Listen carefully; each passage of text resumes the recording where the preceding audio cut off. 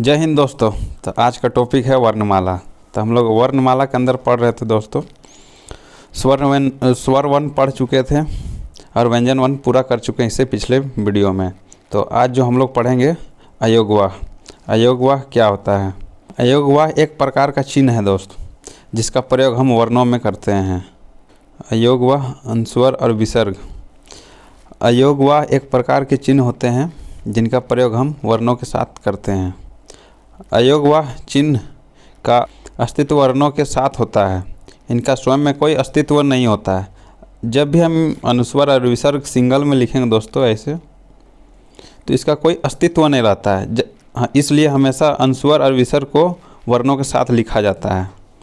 अयोगवाह उन वर्णों को कहा जाता है जो स्वर व व्यंजन दोनों में नहीं आते हैं, उसको कहते हैं अयोगवाह। अयोगवाह मूल रूप से दो है दोस्तों। अयोगवाह चिन्ह की संख्या 2, 3 और 4 होती है। जब भी अगर सवाल पूछा जाएगा परीक्षा में कि मूल रूप से अयोगवाह कितने होते हैं, तो 2 होते हैं। तो ये रहा 4 स्टेटमेंट दोस्त अयोगवाह का। अयोगवाह के प्रकार 4 प्रकार के हैं दोस्त। अयोगवाह चिन्ह और शब्द प्रयोग, जैसे अनुस्वर, विसर्ग, हलंत, अर्धचंद्र बिंदु, ये 4 प्रकार के अयोगवाह है। तो अनुस्वर चिन्ह इसका ये है दोस्तों। अनुस्वर का चिन्ह ये है। तो शब्द प्रयोग देखते हैं। अंकित, संख्या, मयंक, संसार और स्वयं। कभी कभी इंटरव्यू में पूछा जाता है दोस्तों कि अनुस्वर का जो सब प्रारंभ में इस्तेमाल किया जाता है, तो जैसे अंकित प्रारंभ में किया गया है, शब्द के प्रारंभ में किया गया है, संख्या प्रारंभ में किया गया अनुस्वर का, और बीच वाले शब्द में, मतलब शब्द के बीच में भी किया जाता है अनुस्वर का, तो मयंक हो गया। और जैसे स्वयं में या अंतिम शब्द के अंतिम में अनुस्वर का इस्तेमाल किया गया है दोस्तों। तो इसमें कभी कभी पूछा जाता है बीच वाला शब्द के प्रारंभ, बीच और अंत में अनुस्वर का इस्तेमाल किया गया शब्द को बतलाइए। जैसे विसर्ग है दोस्तों। फिर विसर्ग ये प्रातः, प्राय और पुनः और दुख, विसर्ग से बना हुआ शब्द है। हलंत मतलब हलंत का इस्तेमाल कब करते हैं? जब किसी व्यंजन को आधा क, आधा ख, आधा ग लिखते हैं, तब इसको कहते हैं हलंत। हलंत का प्रयोग इसलिए किया जाता है। जैसे पाठ्य है, पा में कर पा, आधा ठ या पाठ्य। मिट्टी है, मा में हसमी, आधा टा, टा में दीर्घटी, मिट्टी। विद्वान, विद्या, वा में सुवी, आधा द, वा ना, विद्वान। विद्या, वा में सुवी, आधा द, या में कर द, या में कर या, विद्या। आधा द, वा में कर वा, रा में कर रा, द्वारा। मा में सुमु, आधा ला या मूल्य, वा में करवान, आधा ना है दोस्तों। जब भी अब जैसे कभी कभी शुद्ध वर्तनी में पूछा जाता है दोस्तों कि मूल्यवान का शुद्ध वर्तनी क्या होगा, तो मूल्यवान का शुद्ध वर्तनी आधा ना जो लिखते हैं लास्ट में, वही शुद्ध वर्तनी होता है। बहुत से लोग आधा ना नहीं लिखते, लास्ट में ना लिख के छोड़ देते हैं, तो ये मानिए कि आप गलत लिख रहे हैं, गलत बोल रहे हैं। अर्धचंद्र बिंदु, आँख, अंधेरा, गांव, चांद, ये सब अर्धचंद्र बिंदु का ही चिन्ह लगाया हुआ है दोस्तों, शब्दों के साथ इस्तेमाल किया गया है। तो ये रहा दोस्तों अयोगवाह। वर्णमाला के 3 भेद होते हैं, स्वर वन, व्यंजन वन और अयोगवाह। तो स्वर वन के भेद 4 होते हैं दोस्तों। मात्रा समय के आधार पर, जीभ की आकृति के आधार पर दूसरा, तीसरा ओठ की बनावट के आधार पर, चौथा मुंह की संरचना के आधार पर। और व्यंजन वर्ण के 5 भेद होते हैं। पहला स्पर्श व्यंजन, दूसरा अंतस्थ व्यंजन, तीसरा ऊष्म व्यंजन, चौथा संयुक्त व्यंजन, 5वां उत्क्षेपित व्यंजन। तो अयोगवाह हम लोग पढ़ चुके हैं दोस्तों, मतलब वर्णमाला के 3 भेद हम लोग पढ़ चुके हैं। अब जो दूसरा हम लोग पढ़ाई करेंगे दोस्तों, वर्णों का उच्चारण स्थान, मतलब जब भी वर्णों का उच्चारण करते हैं तो उस उच्चारण हमारे कहाँ पर से उत्पन्न होती है, उसको पढ़ना है। तो हम लोग कुछ सवाल कर लेते हैं दोस्तों वर्णमाला से। तो स्पर्श व्यंजन कितने होते हैं? 25, 27, दोनों, इनमें से कोई नहीं। अगर हमारे पास लिखा हुआ रहेगा दोस्तों स्पर्श व्यंजन में 25, 27 दोनों, इसमें से कोई नहीं, तो हम इसमें टिक करेंगे दोस्तों 27 सही है, क्योंकि उत्क्षेपित व्यंजन भी स्पर्श व्यंजन से ही बनता है दोस्तों, इसलिए यहाँ पे 27 करेंगे। 25 तो है ही, मगर 25 से ही 27 बनता है दोस्तों उत्क्षेपित व्यंजन, इसलिए 27 करेंगे। जब भी ऑप्शन में दिया हुआ रहेगा, जो ज़्यादा संख्या दिया हुआ रहेगा उसी को पहले बतलाएंगे दोस्तों। तो कभी कभी आप कोई बुक में पढ़ते होंगे, कोई पुस्तक में पढ़ते होंगे, कुल स्पष्ट व्यंजन कितने हैं, तो 25। कहीं लिखा हुआ रहता होगा 27। तो आप दोनों बुक को पढ़ते होंगे दोस्तों कि आप सोचते होंगे कि दोनों गलत लिखा हुआ, मगर दोनों अपने जगह में सही है दोस्तों। ये जो परीक्षा में पूछते हैं वो पूछना चाहते हैं कि उत्क्षेपित व्यंजन को इसमें रखा गया है कि नहीं रखा गया है, इसलिए 25 और 27 दोनों। अगर कुल पूछा जाएगा दोस्तों उत्क्षेपित को मिला के तो 27 होगा, और स्पष्ट व्यंजन अगर उत्क्षेपित को नहीं मिलाएंगे तो 25 होगा। तो कुल व्यंजन 33 भी हो सकता है दोस्तों, 37 भी हो सकता है दोस्तों। तो अगर ऑप्शन में दिया हुआ रहेगा 33, 37 दोनों और 25, तो हम सबसे पहले 37 को टिक करेंगे दोस्त, उसके बाद 33 होगा, क्योंकि स्वर 11 होता है दोस्त, स्पष्ट व्यंजन 25 होता है, क से माँ, अंतस्त्य य र ल व 4, उसमें 4 होता है, कुल व्यंजन 33 होता है, और संयुक्त व्यंजन 4 होता है, अक्षत राज्ञ श्र, उत्क्षेपित 2 है, ड ढ, अयोगवा 2 है, तो कुल वर्ण 52 है। तो दोस्तों कभी कभी पूछा जाएगा 33, 44 और 52, ये ऑप्शन में दिया हुआ रहेगा तो पहले 52 करेंगे, उसके बाद 44, उसके बाद 43, प्रायोरिटी पहले 52 को देंगे कुल में। अगर वो नहीं दिया हुआ रहेगा तो 44, 44 नहीं दिया हुआ रहेगा तो 33। इस तरह कुल वर्ण कितना है दोस्तों हिंदी में 52। वर्णों के उच्चारण स्थान 8 स्थानों से किया जाता है दोस्तों उच्चारण। तो पहले होता है दोस्तों कंठ। तो कंठ से कितने वर्णों का उच्चारण किया जाता है इसके लिए मैं एक शॉर्ट ट्रिक बनाया हूँ दोस्तों, याद करने में मददगार होता है, इसलिए इसे मैं लिखा हूँ यहाँ दोस्तों। आ को विसर्जनीय नाम कंठ। तो आ से आ हो गया दोस्तों, का से कु से हो गया क वर्ग का जितना भी है, का ख ग घ अंगा, और हा से हा हो गया विसर्ज से हो गया दोस्तों विसर्ग, नाम से हो गया नाम से तो गला। ये अ और आ और का वर्ग के है क ख ग घ अंगा और हा और अनुस्वर न विसर्ग। ये जितने ये तीनों ये 8 वर्णों का उच्चारण हम कंठ से करते हैं दोस्तों। जब भी आप इन वर्णों का उच्चारण करते हैं तो आप ध्यान दीजिएगा दोस्तों, हमेशा कंठ से आम आ जाता है, जैसे आ क ख ग घ अंगा और हा और अनुस्वर। जब भी बोलिएगा तो गला को ध्यान दीजिएगा, गला से ये हमारा उच्चारण निकलता है। तो याद करने का तरीका क्या हुआ दोस्तों, आ को विसर्जनीय नाम से। तो ये शॉर्टकट ट्रिक हुआ दोस्तों, इसको याद रखिए। अगर इसको याद नहीं भी रखते ये शॉर्ट ट्रिक को, तो आप इसको अगर याद नहीं भी रखते हैं तो आप खुद महसूस कर लीजिएगा कि कंठ से गला से कौन सा उच्चारण निकलता है, किन वर्णों का उच्चारण निकलता है।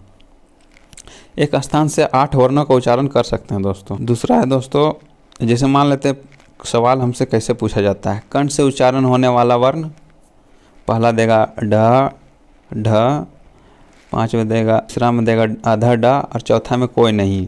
तो सबसे पहले उत्तर होगा दोस्तों कंठ से उच्चारण होने वाला वर्ण कोई नहीं। अगर अंगा दिया हुआ रहेगा दोस्तों तो ये अंगा जो होता है हम लोग कंठ से करते हैं, इसलिए 5वां कंठ सही होगा। और दूसरा में पूछा जाएगा दोस्तों हा का उच्चारण स्थान क्या है, ओष्ठ है, कंठ है, मूर्धन्य है और तालव्य। तो हा का उच्चारण स्थान कहाँ होता है दोस्तों, कंठ होता है। वे शब्द बताइए जिसमें कंठ से उच्चारण होता है।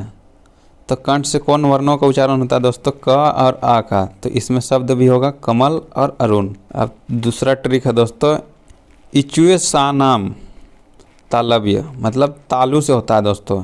ई से ई और बड़ी ई भी, और चा से चा वर्ग के अंदर जितने भी आते वर्ण, चा छ झ झ इया, हर या से या और सा से सा, नाम से जितने, इसलिए ये 8 वर्ण है दोस्तों। इसलिए इसको इन यह सा जो है दोस्तों तालु से उच्चारण करते हैं, इसलिए इसको कहते हैं तालव्य सा। ई च छ झ झ इया और या सा, इन वर्णों का उच्चारण हम तालव्य मतलब तालु से करते हैं दोस्तों। इसलिए और ई, छोटी ई और बड़ी ई, छोटी ई और बड़ी ई हम लोग तालु से ही बोलते हैं, मगर ई जो छोटी ई बोलते हैं तो कम टाइम लगता है, और बड़ी ई कहते हैं तो ज़्यादा टाइम लगता है। और ये जो सा है दोस्तों, और तीन प्रकार के सा है, तीनों अलग अलग स्थान से उच्चारण किया जाता है दोस्तों। ये सा तालु से होता है, इसलिए इसको कहते हैं तालव्य सा। तीसरा ट्रिक है दोस्तों, रिटूर सा नाम मूर्धन्य।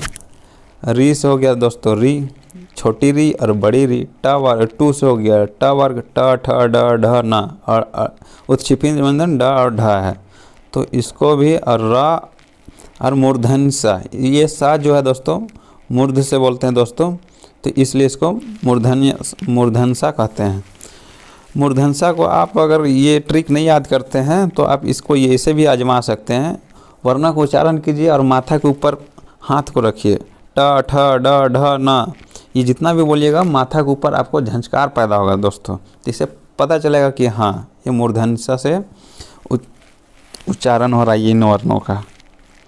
चौथा है लित्रुल सानम दंत्व। तो री से आता है दोस्तों रा का, जो री का होता है दोस्तों कृपया कृष्ण पितृ तृण, री जी का इस्तेमाल करते हैं ये वाला री वाला, इसका भी दंत से करते हैं दोस्तों।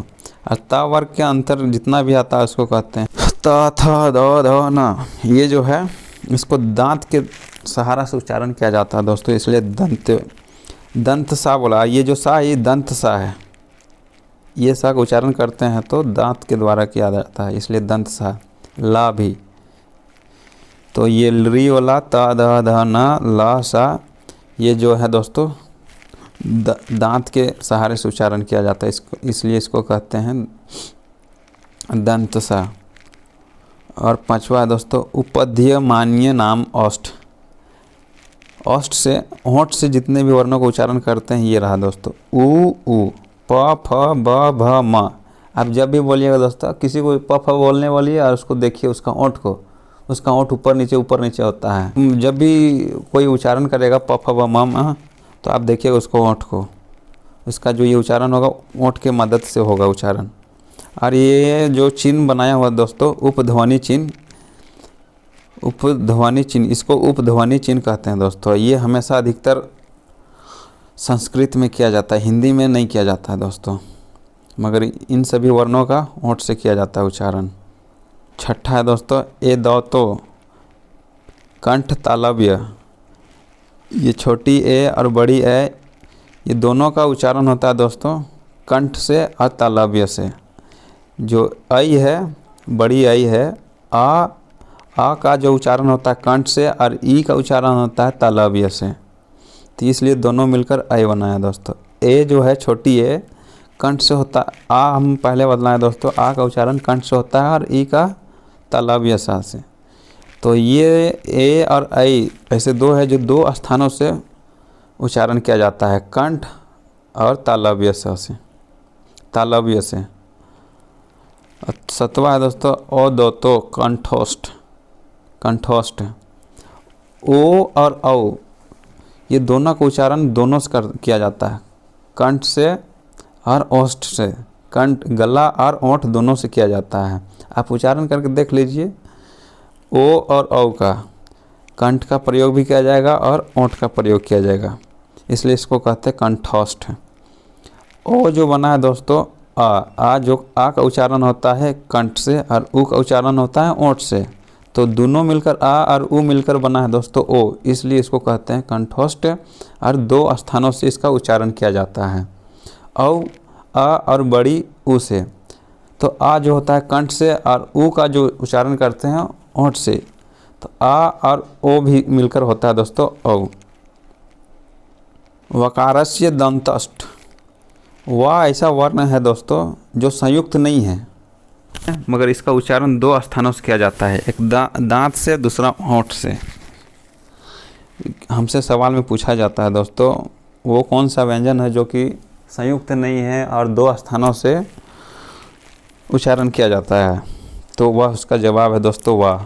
अब जब भी बोलिए वाह तो इसका उच्चारण दांत से और ओंठ से निकलेगा दोस्तों।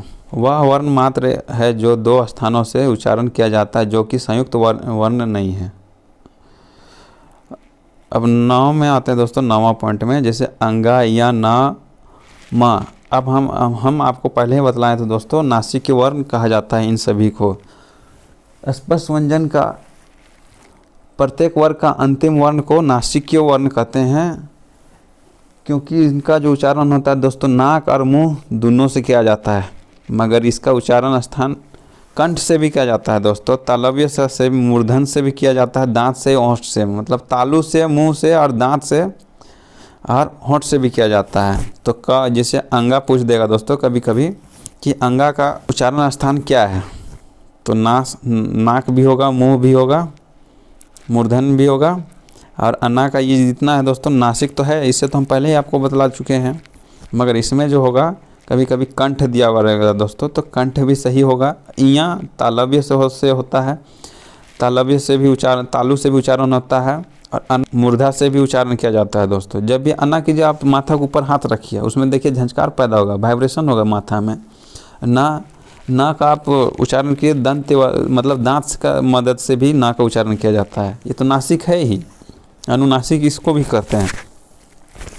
माँ है, ये माँ बोलिएगा तो आपका ओंठ एक बार खुलेगा बंद होगा दोस्तों, मगर ये माँ जब भी हम उच्चारण करते हैं नाक से भी एहसास होगा और मुंह से भी हवा निकलेगा, इसलिए इसको नासिक भी कहते हैं और ओष्ठ भी। अब माँ बोलिए तो आपका ओंठ है खुलेगा बंद होगा।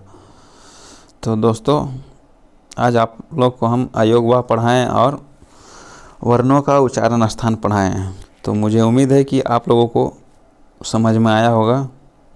ये जो चैप्टर है बहुत ही आसान है, पढ़ाने का जो मेरा तरीका है शायद आप लोग को पसंद ही आ रहा होगा। धन्यवाद दोस्तों।